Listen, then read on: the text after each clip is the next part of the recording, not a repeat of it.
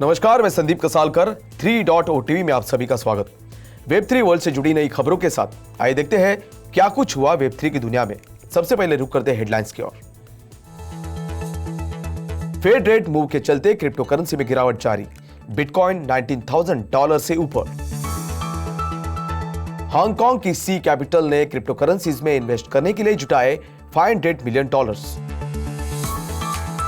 Blockchain startup hyperplane ने variant द्वारा lead round में जुटाए $18.5 मिलियन। फ्रेमवर्क वेंचर्स के लीड में वेब3 सिक्योरिटी प्लेटफॉर्म इम्यूनिफाई के लिए जुटाए $24 million round. Crypto exchange Coinbase ने नीदरलैंड सेंट्रल बैंक से रजिस्ट्रेशन को किया सुरक्षित। साउथ कोरियन वॉचडॉग ने कही क्रिप्टो चेंजेस के जरिए $7.2 बिलियन को विदेशों में स्थानांतरित करने की बात। मार्केट मेकर विंटरम्यूट ने हैकर को फंड्स वापस करने या कानूनी कार्रवाई का सामना करने की दी चेतावनी। जेम डिजिटल ने L1 प्रोटोकॉल डेवलपमेंट के लिए पैरेलल चेन लैब को $50 मिलियन देने का किया वादा। बैरन में रेगुलेटेड फिनटेक ने बाइनेंस के साथ क्रिप्टो भुगतान को किया सक्षम। अब देखते हैं खबरें विस्तार से। फेडरल रिजर्व रेट हाइक के बाद क्रिप्टो करेंसी में गिरावट आई और दूसरे सेंट्रल बैंक्स ने अपनी मॉनेटरी पॉलिसीज को एडजस्ट किया। वही बिटकॉइन ने $19,000 से ऊपर ट्रेड किया। यूएस स्टॉक्स ने ओपनिंग ट्रेड्स में S&P 500 ट्रेडिंग में 0.17% की गिरावट और टेक हैवी नैस्डैक में 0.33% की गिरावट के साथ ट्रेड किया। डाउ जोन्स इंडस्ट्रियल एवरेज ने गेंस और लॉसेस के बीच उतार चढ़ाव देखा। वही फेड की रेट मूव के बाद बुधवार को की एवरेजेस में गिरावट देखी गई। फेड ने बुधवार को और 0.75 बेसिस पॉइंट्स की रेट्स में बढ़त देखी और संकेत दिया कि आने वाले समय में और ज्यादा बढ़ोतरी है। फेड के चेयरमैन जेरोम पावेल ने रिपोर्टर्स से बात करते हुए कहा कि इन्फ्लेशन पर काबू पाने से मुश्किलों का सामना करना पड़ेगा। बैंक ऑफ इंग्लैंड सहित कई सेंट्रल बैंक्स ने गुरुवार को मॉनेटरी पॉलिसी डिसीजंस के लिए जिससे इंटरेस्ट रेट्स में बढ़त देखी गई। स्विस नेशनल बैंक ने भी अपनी की पॉलिसी रेट को 0.5% तक बढ़ा दिया है, जिससे ये नेगेटिव रेट से बाहर निकलने वाला लास्ट यूरोपियन सेंट्रल बैंक बन गई है। इन सबके बीच बिटकॉइन ने 1% की गिरावट के साथ $19,080 पर ट्रेड किया, जबकि इथेरियम को उसी समय के दौरान 4.4% नीचे जाते हुए अराउंड $1,290 पर ट्रेड करते हुए देखा गया। वही अन्य मेजर ऑल्ट कॉइन्स ने मिक्स ट्रेड किया।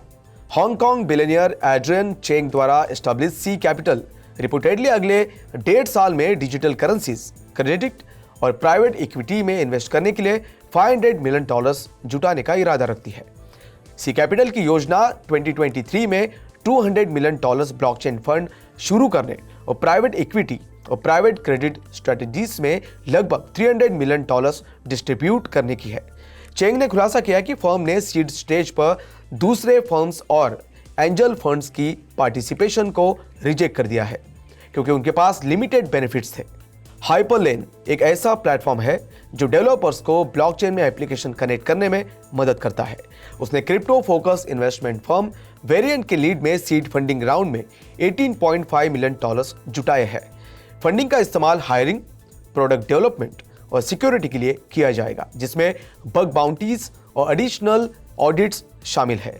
दौर में अन्य पार्टिसिपेंट्स में crypto financial services firm Galaxy Digital, CoinFund, Circle, Figment, Blockdaemon, Kraken Ventures और NFX का नाम भी शामिल है। Bug bounty security services platform Immunefi ने फ्रेमवर्क वेंचर्स के लीड में सीरीज ए राउंड में $24 मिलियन जुटाए।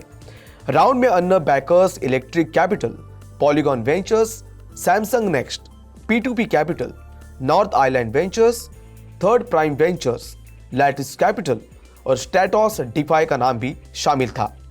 इम्यूनिफाई वेब3 प्रोजेक्ट्स के लिए बग बाउंटी और सिक्योरिटी सर्विसेज पर फोकस कर रहा है। दिसंबर 2020 में अपनी इंसेप्शन के बाद से फर्म ने यूजर्स के फंड में $25 बिलियन से ज्यादा सेव किए हैं। Dutch central bank the Netherlands bank यानी DNB ने cryptocurrency exchange Coinbase regulatory licence दिया है, जिसे कस्टमर्स और बिजनेसेस को क्रिप्टो गुड्स प्रोवाइड करने में सक्षम है। एक बार जब EU का क्रिप्टो एसेट्स यानी माइका रेगुलेशंस लागू हो जाता है तो कॉइनबेस दूसरे 26 यूरोपियन यूनियन मेंबर्स कंट्रीज में डच अथॉरिटीज से अप्रूवल के साथ काम करने में सक्षम होगा। इस हफ्ते ईयू ने लेजिस्लेशन को ड्राफ्ट किया है। ऐसे में कॉइनबेस के अनुसार कई एडिशनल महत्वपूर्ण मार्केट्स में रजिस्ट्रेशन या लाइसेंस एप्लीकेशन जमा किए जा रहे हैं। यह कदम कॉइनबेस की राइवल कंपनीज जैसे कि फ्रांस में रजिस्टर्ड बायनांस और इटली में बिटस्टैम्प के बाद सामने आया है, जिन्होंने इस साल अलग अलग यूरोपीय देशों में रेगुलेटरी अप्रूवल को हासिल किया है। जून के बाद से साउथ कोरिया के बैंकिंग अथॉरिटी द्वारा एबनॉर्मल फॉरेन एक्सचेंज ट्रांजैक्शंस में $7.2 बिलियन की खोज की गई थी, जिनमें से ज्यादातर क्रिप्टोकरेंसी एक्सचेंजेस के जरिए बनाए गए थे। फाइनेंशियल सुपरवाइजरी सर्विसेज ने आगे एबनॉर्मल मनी ट्रांसफर्स की खोज की, जो कुल $680 मिलियन है। Hana bank, Kookmin bank, Nonghyup bank, Shinhan bank, Woori bank और देश के आसपास के 7 अन्य बैंकों से अक्टूबर के अंत तक ट्रांसफर्स की जांच की जानी है। दरअसल ज्यादातर फंड्स हांगकांग में ट्रांसफर कर दी गई थी और 82% ट्रांसफर्स यूएस डॉलर्स में किए गए थे। पिछले महीने साउथ कोरिया ने $2 बिलियन की इलीगल फॉरेन एक्सचेंज ट्रांजैक्शंस में शामिल होने के लिए 16 लोगों को हिरासत में लिया था। मार्केट मेकिंग फर्म विंटरम्यूट ने मंगलवार को फर्म से $160 मिलियन चुरा लेने वाले हैकर को इथेरियम ब्लॉकचेन पर एक मैसेज भेजा है। गुरुवार के मिडनाइट को यूटीसी में भेजे गए मैसेज ने हैकर को दिन के अंत तक फंड्स वापस करने के लिए कहा या फिर विंटरम्यूट अथॉरिटी से संपर्क करने के लिए आगे बढ़ेगा। इसने हैकर से $16 million white hat bounty reward को स्वीकार करने और लगभग $144 मिलियन के बचे हुए फंड को विंटरम्यूट को वापस करने का आग्रह किया है। अगर चोरी की गई फंडों को डेडलाइन तक वापस नहीं किया जाता है तो वे बाउंटी ऑफर और व्हाइट हैट लेबल को हटा देंगे और प्रॉपर अथॉरिटीज और एवेन्यूज के अनुसार आगे बढ़ेंगे। हालांकि हैकर से अब तक कोई रिस्पांस नहीं आया है। Digital asset investment firm Gem Digital Limited ने Q4 2022 में अपने मेननेट और नेटिव टोकन लिस्टिंग XPLL के लॉन्च के बाद पैरेलल चेन लैब को फाइनेंस करने के लिए $50 मिलियन कमिट किए हैं। एक प्रूफ ऑफ स्टेक यानी POS लेयर 1 प्रोटोकॉल के रूप में पैरेलल चेन का एम सेंट्रलाइज यानी CeFi और डिसेंट्रलाइज फाइनेंस यानी DeFi के बीच इंफ्रास्ट्रक्चर को डिवाइड करना है। इस तरह से जल्द ही लॉन्च होने वाला parallel chain mainnet open source है और पावर के फेयर डिस्ट्रीब्यूशन को बनाए रखने के लिए डेडिकेटेड POS कंसेंसस मैकेनिज्म पर ज्यादा है। पैरेलल चेन में जेम के $50 मिलियन के इन्वेस्टमेंट को market expansion, community development, research and development और डिसेंट्रलाइज प्रोजेक्ट्स और डिसेंट्रलाइज ऐप यानी डी ऐप डेवलपर्स के फंडिंग के लिए रीडायरेक्ट करने की योजना है।